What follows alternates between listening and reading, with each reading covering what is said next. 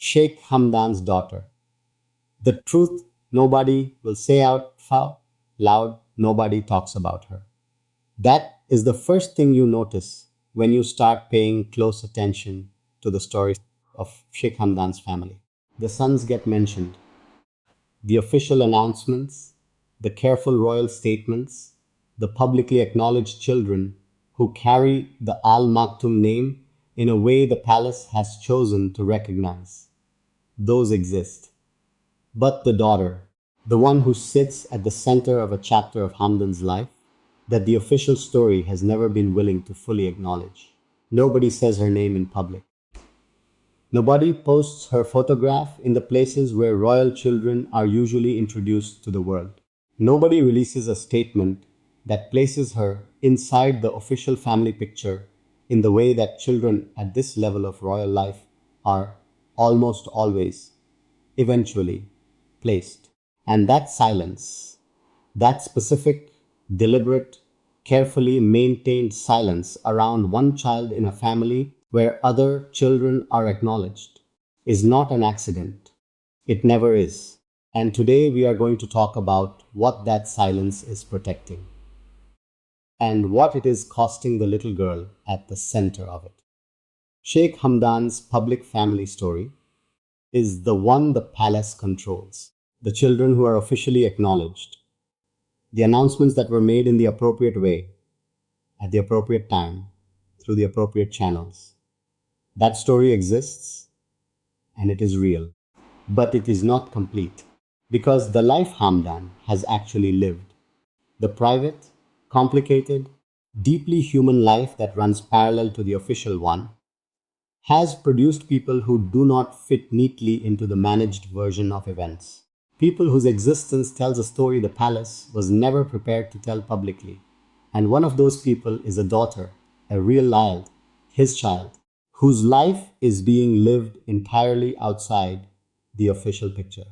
Because placing her inside it would require acknowledging things that the official story has decided cannot be acknowledged. To understand how she came to be in this position, you have to go back to the relationship that produced her. Hamdan was in love with someone the palace had not approved of. That is not a new part of this story. It is the thread that runs through every chapter of his private life. But this particular chapter produced something more permanent than a poem or a private promise. It produced a child, a daughter specifically, born into the most private corner of a man's life, at a moment when the public version of that life had no room for her existence. And the family machinery was not prepared to create that room on short notice or possibly at all. She was not announced, she was not introduced. She arrived in the world the way children sometimes arrive, in the complicated lives of powerful people, quietly, privately, with only the people closest to the situation aware that she existed. The mother understood what this meant. She had always understood the terms of loving a man in Hamdan's position. That understanding did not make it easier when it became real. When the child, who deserved every acknowledgement, every official welcome, every public record of her place in her father's life, was instead kept in the background of a story that had decided she was easier to manage as an absence than as a presence. Hamdan knows she exists. Of course he does. She is his daughter. Whatever distance has been placed between his public life and her private one, whatever management has been applied to the official story to keep her outside the frame, none of that changes the basic fact of what she is to him. People who have been close to the situation say that she is not invisible to him in the way she is invisible to the world. That the private version of his relationship with her, the phone calls, the quiet visits arranged outside the official schedule, the specific tenderness that fathers carry for daughters, even when the world is not watching, exists, is real, costs him something every time he has to return from it to the public version of his life where she does not officially appear. The mother has handled this with a dignity that deserves far more recognition than it has received. Raising a child who carries the bloodline of one of the most prominent royal families in the world, without the acknowledgement that bloodline should provide, without the official support that recognition would bring, without the simple basic dignity of having the world know who her daughter's father is. That is not a small thing to carry. She has carried it quietly.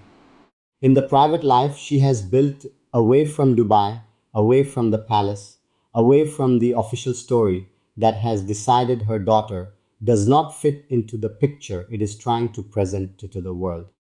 The daughter is growing up now, getting older, reaching the age where children begin to understand the shape of the world around them and start asking the questions that younger children do not yet have the words for. Questions about who they are and where they come from and why certain things in their life look different from what other children's lives look like. Those questions are coming. If they have not already arrived, they will. And when they do, the answers that this particular child receives are going to require someone, her mother, her father, or eventually herself, to reckon with a silence that was never fair to impose on a child who did nothing to deserve it. Hamdan's poetry, from the periods closest to this chapter of his life, carries a tenderness that feels different from his romantic work, a softer quality, a specific kind of love that is protective rather than longing. The love a parent feels for a child is different from any other love in the world, and it leaves different marks on the writing of a person who feels things as deeply as he does. Some of his poems, the ones that people read and feel moved by without being able to articulate exactly why, carry that quality.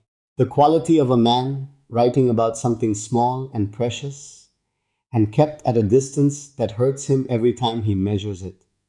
She is out there right now, living her life, being raised by a mother who loves her completely and is doing everything a mother can do to make sure she grows up feeling whole and valued and rooted in her own identity.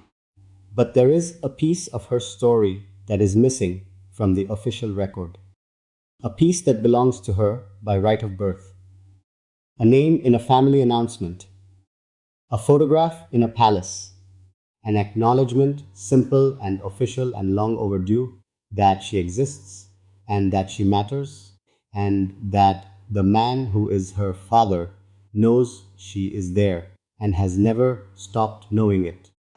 The palace will not say it. The official story will not say it. The carefully managed image of the Crown Prince of Dubai has no current space for the truth of this particular chapter. But the truth is there. It has always been there. In the private life that runs underneath the official one. In the poems that say everything the public statements cannot. In the eyes of a man who shows up to every official event carrying something the world cannot see and the camera cannot fully capture. She is his daughter, and nobody will say it out loud. But the silence around her name says it louder than any announcement ever could. Subscribe to this channel and hit the bell. Every week I bring you the truth behind the official story of Sheikh Hamdan. The people the palace does not mention. The children the world was never supposed to know about.